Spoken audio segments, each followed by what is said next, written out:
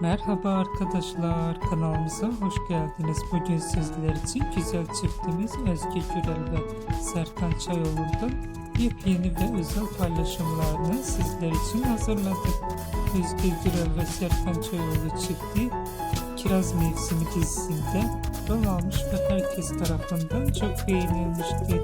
Biz de sizler için Özge Gürel ve Serkan Çayoğlu fanları için onlardan en güzel ve en özel fotoğraflarını hazırladık. Bu videoların devamı gelmesini istiyorsanız kanalımıza abone olup yorum yazmayı unutmayın. Herkese teşekkür ederim.